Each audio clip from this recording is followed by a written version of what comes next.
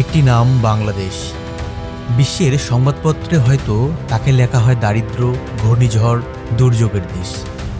কিন্তু নীল হেলমেটের নিচে এই নামের আরেকটি পরিচয় আছে: শান্তিরক্ষী, সাহসী, আত্মত্যাগী।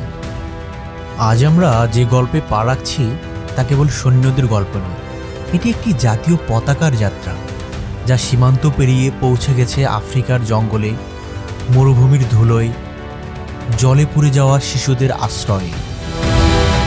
কিন্তু হঠাৎ বিশ্বমঞ্চে এক সংবাদ, ইউএন মিশন থেকে ১৩১৩ বাংলাদেশি শান্তিরক্ষীকে প্রত্যাহারের নির্দেশ। প্রশ্ন জাগল, এ কি সম্মানের পতন নাকি শান্তির নতুন বাস্তবতা?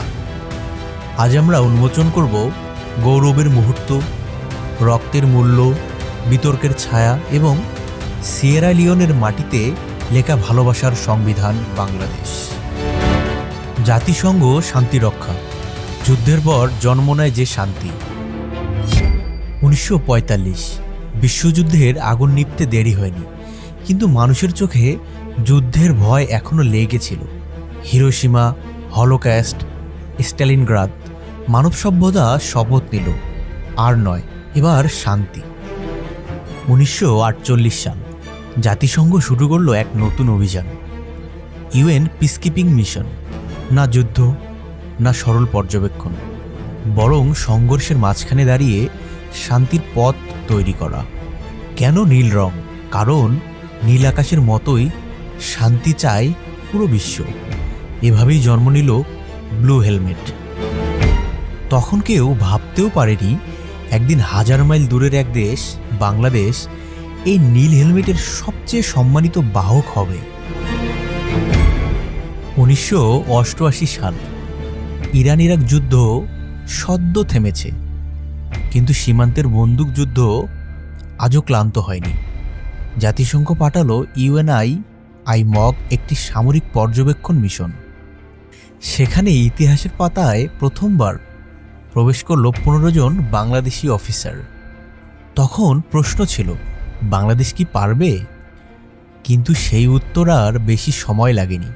তারা ফিরল গর্ব নিয়ে, বিশ্বাস নিয়ে, আর জাতিসংঘ বুঝল এরা কেবল সৈনিক নয়, এরা বহন করে আসে এক জাতির মাটি ও মানবিকতা।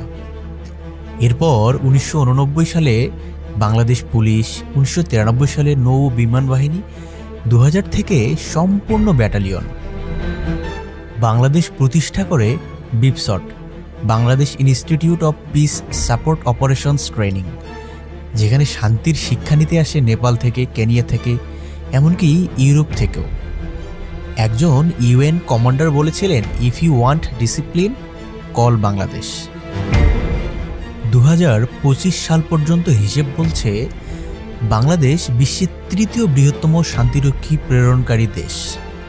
সৈন্য প্রেরণকারী দেশের তালিকায় প্রথমে আছে নেপাল, ৬,০৩৩, তারপরই আছে রুয়ান্ডা, ৫,৮৯১, এবং তৃতীয় অবস্থানে বাংলাদেশ, ৫,৬৯৬। কিন্তু বাংলাদেশ শুধু সংখ্যায় বড় নয়, বাংলাদেশ আচরণেও অনেক বড়। সাহস, শৃঙ্খলা, মানবিকতা, এই ৩ শব্দ এখন ইউএন করিডোরের সমার্থক বাংলাদেশ। মহিলা পিসকিপার, বাংলাদেশ প্রেরণ করেছে নারী দল, যারা কেবল মেডিকেল নয়, অস্ত্র হাতেও পাহারা দিয়েছে সীমান্ত। একটি ইউএন রিপোর্টে লেখা ছিল, Bangladeshi troops don't just control conflicts, they help people.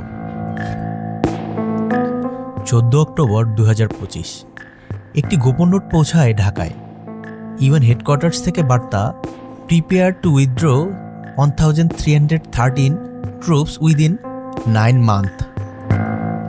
মুহূর্তে জ্বলে ওঠে সোশ্যাল মিডিয়া, বাংলাদেশ বাদ, বাংলাদেশকে বাদ, শাস্তি, বাংলাদেশকে শাস্তি দেয়া হয়েছে।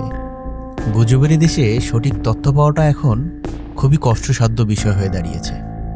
কিন্তু আসল সত্য হলো, জাতিসংঘ নিজেই সংকটে। ২৫% বাজেট কমানো হয়েছে সমগ্র শান্তি রক্ষায়। ১৪,০০০-এর বেশি সৈন্য ফিরেছে বিশ্বজুড়ে থেকে। রুয়ান্ডা, ইথিওপিয়া, ভারত, সবাই প্রভাবিত। মনুস্কো কঙ্গো মিশন বন্ধ হয়ে যাচ্ছে।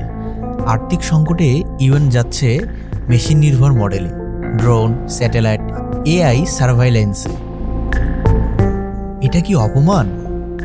না, এটি শান্তির যুদ্ধের পরবর্তী অধ্যায়, মানুষের সৈন্য থেকে মেশিনের সৈন্যে রূপান্তর। বাংলাদেশের একজন অফিসার বলেছিলেন, peacekeeping is changing form, but Bangladesh will not change its spirit. Sierra Leone, যেখানে বাংলাদেশ মানে মানুষ।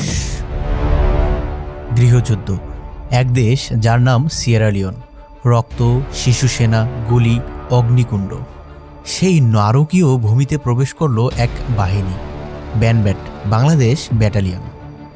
ওরা পাহারা দিয়েছিল, কিন্তু তারা শুধু পাহারা দেয়নি, তারা তৈরি করেছে রাস্তা, স্কুল, চালু করেছে চিকিৎসা, দিয়েছে খাবার।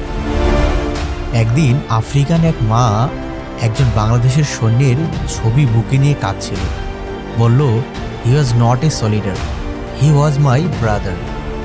সেই দেশে আজও আছে বাংলাদেশ ফ্রেন্ডশিপ স্কুল, আর শিশুদের মুখে ভালো আছি। কেউ গুজব তুলেছিল সিয়েরা লিওন বাংলা ভাষাকে দ্বিতীয় ভাষা করেছে। সরকারিভাবে হয়নি, কিন্তু মানুষের মুখে বাংলার সুর, এটাই ভাষার সবচেয়ে মহৎ স্বীকৃতি। একজন স্থানীয় সাংবাদিক লিখেছিল, they came with guns but their hearts carried poetry.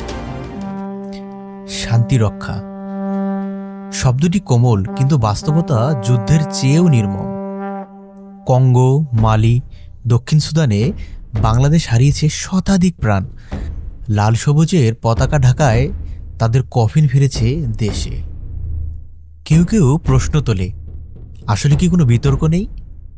বিতর্ক অবশ্যই আছে, অবশ্যই বিতর্ক ছিল, কিন্তু ৩৫ বছরে বাংলাদেশ কখনো ব্ল্যাকলিস্ট হয়নি, কারণ তারা দাঁড়িয়ে থাকে শৃঙ্খলায়। একজন পতিত মেজরের ডায়েরিতে শেষ লেখা ছিল, if I die don't say I was brave, just say I went for peace. আগামীর শান্তি রক্ষা আর কেবল বুটের শব্দ নয়, এটি হবে ড্রোনের গুঞ্জন, স্যাটেলাইটের চোখ, এআই এর পর্যবেক্ষণ। বাংলাদেশ প্রস্তুত হচ্ছে female engagement team, smart engineering unit, medical super contingent. ১৩১৩ জন ফিরবে, কিন্তু পতাকা ফিরবে না। যতদিন পৃথিবী শান্তি খুঁজবে, বাংলাদেশ থাকবে নীল হেলমেটের নিচে। এই গল্প কেবল ইউনিফর্মের নয়, এটি একটি জাতির ইতিহাস, একটি পতাকার পরিচয়। যদি আজ আপনি গর্বিত হন, তাহলে মন্তব্য করুন, বাংলাদেশ ফর পিস। আবার আসবো একটি নতুন ইতিহাসের সঙ্গে।